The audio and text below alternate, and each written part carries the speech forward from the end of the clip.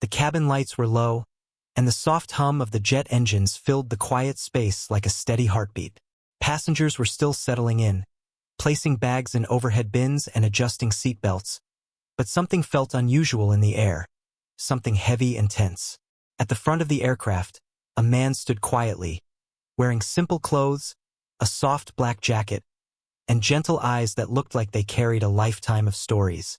He did not draw attention. He did not speak unless necessary. He simply waited for his seat, patient and calm. No one recognized him. No one looked twice. Maybe because he did not want to be noticed. Maybe because he had mastered the art of humility, the art of blending in even when he could easily command the room.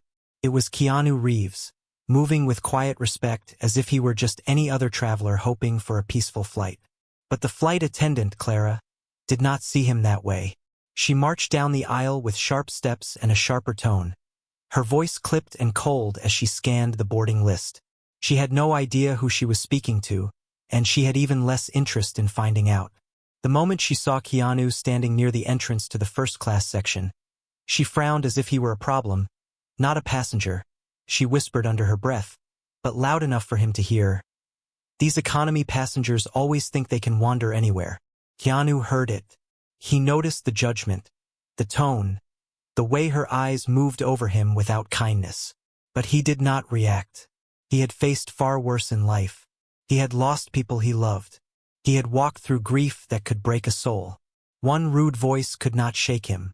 Still, it hurt a little, not because of pride, but because he believed kindness should be free, and he wished more people understood that.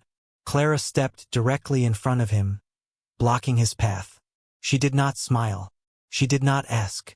She demanded, "Sir, you cannot stand here. Please return to your seat in economy." Keanu looked at her, calm, gentle, almost apologetic, as if he felt sorry that her day was shaped by such impatience.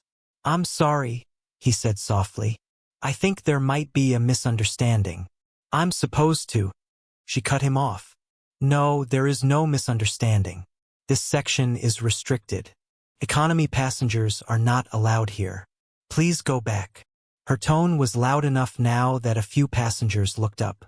Some stared, confused by the harshness.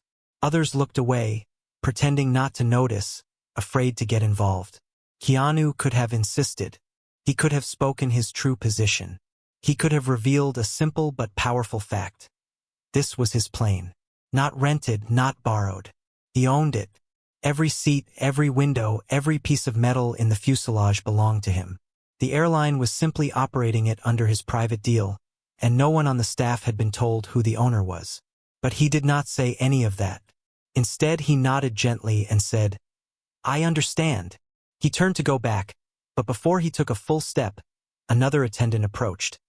An older man named Daniel who had seen enough life to recognize that true respect comes not from status but from character. He knew exactly who Keanu was, and the moment he saw Clara scolding him, his heart dropped. Daniel stepped between them quickly. "Sir," he said in a respectful tone, "please allow me to escort you." Clara frowned. "Daniel, what are you doing? He needs to go back to economy." Daniel looked at her with disbelief. "Clara, this is not an economy passenger." She scoffed. "Really? Look at him. He's clearly—" Daniel raised his hand slightly, asking her to stop before she embarrassed herself further. But she had already gone too far. The passengers nearby watched with growing interest. Some whispered. One even pulled out a phone, sensing drama. They still had no idea who the man was, but something about the tension made them listen closely. Daniel leaned toward Clara and whispered something only she would hear. Her face froze. Her eyes widened. Her breath caught. Keanu Reeves, the quiet man she had just dismissed. The man she had talked down to owned the aircraft they were standing inside. Before Clara could react, the captain stepped out of the cockpit, having overheard the murmur. He knew as well. He approached with a respectful nod. "Sir, welcome aboard. Your seat is ready whenever you wish." Keanu offered a small smile, gentle and humble. "Thank you. And please don't worry about earlier. We all have hard days." The captain nodded gratefully, understanding the kindness in those words.